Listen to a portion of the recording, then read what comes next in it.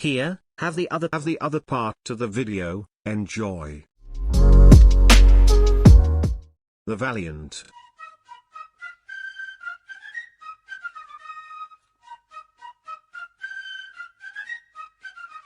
The tank, infantry, Valiant A3, was a British tank design of the Second World War that only reached the prototype stage. Intended to meet the specification for a lightweight but heavily armoured tank for use in the war in the Far East, it proved to be a failure.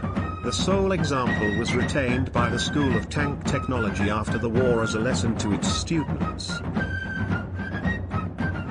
The Valiant, under General Staff Specification A38, began as a candidate for an assault tank, with the thickest armor on the lowest possible weight, for use in the Far East.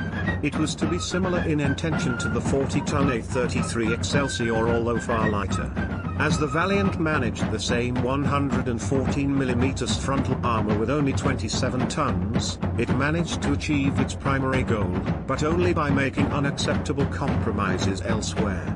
At a time when British tank design was already at its nadir, this terrible price for the weight concession led to what is probably the worst British tank of the war. A Valiant 2 was mentioned in late 1943, but little more was heard of it. In February 1944 there was a more detailed discussion of a heavy Valiant, which may have been the same and has been reported as such in some sources. The Heavy Valiant was a substantially different vehicle, only using the turret and driver's compartment of the Valiant on a hull derived from the A33 Excelsior and its T1 suspension. This gave armor of 9, hull front, and 10 inches, turret, thickness. Weight was now estimated at 42 tons, which is comparable with the original Excelsior despite almost doubling the armor thickness, and so this must have been a much smaller tank. Power was doubled to cope with the weight, using the new and compact 400 bhp Rolls-Royce Meteorite engine, a cut-down V8 Meteor, and improved transmission. The mistake of the Valentine was to be repeated, where the turret was upgunned to the 95mm howitzer of the Centaur 4 at the cost of forcing the commander to take over the loader's task in a two-man turret. There is a record of a prototype having gone to the ranges at Lulworth Cove for trials in January 1945, but no other record of what it looked like.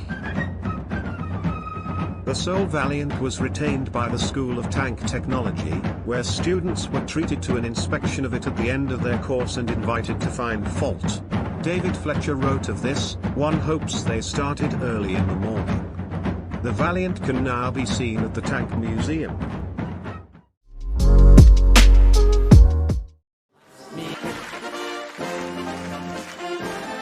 The Light Tractor, Versus.KFZ.31, was a German experimental tank designed during the interwar period. After the end of World War I, Germany was restricted in military development by the Treaty of Versailles. However, a secret program under the name Cover Tractor was developing armored military vehicles and artillery. Its engine was mounted inside the front portion of the hull and the turret was mounted above the fighting compartment in the rear of the tank.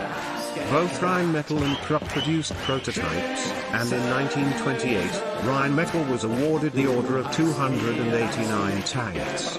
However, sometime later, the order was cancelled. Krupp models had coil spring suspensions, while Rheinmetall had leaf spring suspensions. The Germans tested the tank in the Soviet Union under the Treaty of Rapallo, agreed between the USSR and Germany in 1922 under high secrecy and security. The testing facility used from 1926 to 1933 was named Panzerkampfwagen, located near Kazan in the Soviet Union. The location was a joint testing ground and tank training ground for the Red Army in Reichswehr. It was codenamed Kama from the words Kazan and Malbrand because the testing grounds were near Kazan and Oberstleutnant Malbrand was assigned to select the location for testing. Leicester Tractor, Light Tractor, was a cover name for all three medium tank designs produced there. In the early years of World War II, it was used as a training tank. Leicester Tractor, Light Tractor, was a cover name for all 3 medium tank designs, of which you can find here on this card, produced there. In the early years of World War II, it was used as a training tank.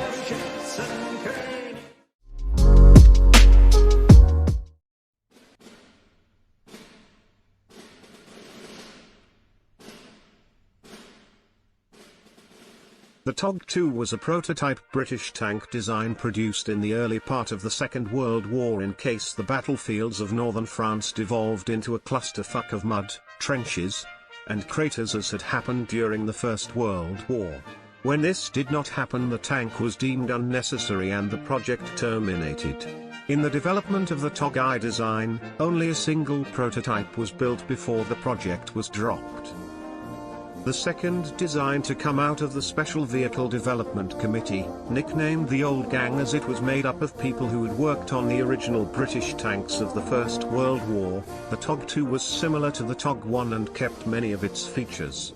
Instead of the track path arrangement of the Tog I, which, like that of the First World War British tanks, ran up over the top of the hull and back down, the track path was lower on the return run and the doors were above the tracks.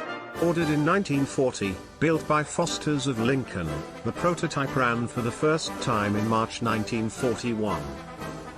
The design included a 6-pounder gun and side sponsons. For initial trials it was fitted with a mock-up turret with a dummy gun and later with a simplified turret mounting a QF 3-inch 1600 weight anti-tank gun. In 1942 it was given a turret that was under development for the cruiser Mk8 Challenger tank design with the QF 17-pounder, 76.2mm, gun.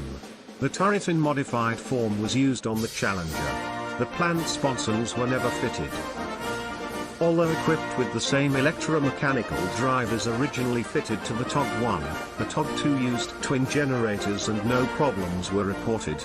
It was modified to include, among other things, a change from the unsprung tracks to a torsion bar suspension and went through successful trials in May 1943. No further development occurred, although a revised version, the Tog II R, was proposed. The R would have been 6 feet, 1.8 meters, shorter, used torsion bar suspension, and had no sponsons. The single Tog II prototype can be seen at the Tank Museum.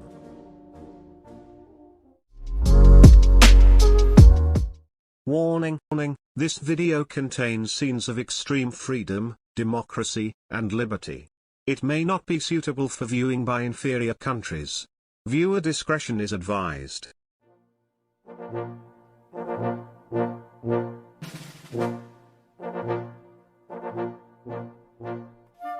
The rocket launcher T-40/M17, Whizbang, was a tank-mounted multiple rocket launcher used by the United States Army during World War II.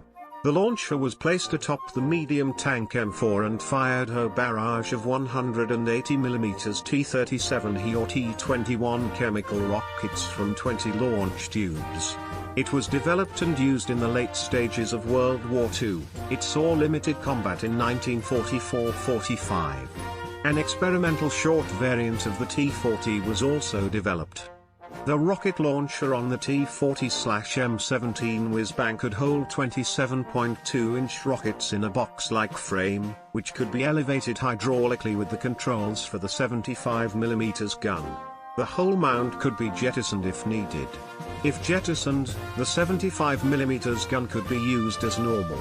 The rockets in the mount could be fired one at a time or in salvos. The T-40 was a limited procurement weapon that was later classified as limited standard. T-40s saw limited use in the European theatre in 1944 to 1945. They were originally intended to be used on D-Day, but delays in testing meant that final approval of the design occurred too late for use in the Normandy invasion. Testing also showed that the rockets were potentially dangerous to both the launcher crew and to anyone else in the vicinity. The Marine Corps examined the T-40 for possible use in the Marianas campaign in 1944, but ultimately it was not used in the Pacific. In December 1944, 30 T-40s were put into service on the Ardennes front. A large German counterattack in that sector caused the T-40s to be redeployed to safer positions. After the battle, the T-40s were redeployed to northern Italy where they remained for the balance of the war. The army authorized the manufacture of 1,000 kits to convert standard M4 medium tanks to T-40s, but only 2 conversions actually occurred. Ultimately, continuing delays in the project led to its cancellation. The T-40, short version, was an experimental version of the T-40 that featured shorter rocket tubes and removed the main gun. In place of the main gun, an elevation mechanism for the rocket launchers was installed. This version also featured a side access door for the crew.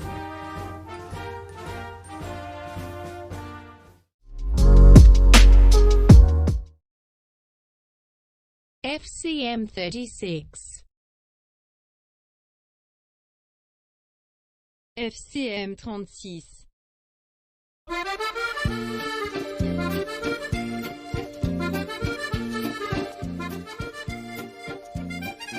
The FCM-36 or Challenge Model 1936 FCM, was a light infantry tank that was designed for the French army prior to World War II. It had a crew of 2 and was equipped with a short 37mm main armament and a 7.5mm coaxial machine gun. Power was provided by a diesel engine. In 1933 the Hotchkiss Company proposed to build a cheap mass-produced light infantry tank. In reaction to this proposal, the French army invited the whole of French industry to offer alternative designs. In the end, 3 of the competing prototypes would be taken into production: the Hotchkiss H35, the Renault R35 and the FCM-36. As very few FCM-36s were to be produced, only a limited number of units would be equipped with the type. However, these would happen to participate in the key event of 1940 during the Battle of France, the crossing of the Meuse River, by 19 Army Corps of Heinz Guderian on the 14th of May 1940. The Germans captured 37 FCM-36s, using the administrative designation Panzerkampfwagen 737 FCM-F for them. After some improvised use by units in May and June 1940, they were not as such employed by them. In 1943 10 were rebuilt as Marder I tank destroyers, with a 75mm PaK-40 anti-tank gun and officially called 7.5 cm PaK-40 SF Aufgeschutzwagen FCMF. These were employed by 21 Panzerdivision in the Battle of Normandy in 1944. 12 were in 1942 rebuilt as self-propelled artillery, the 10.5 cm Lef 1618 SF Aufgeschutzwagen FCM-F. Thanks for watching the video. Drop a like if you like it to let me know and subscribe to see more. See ya.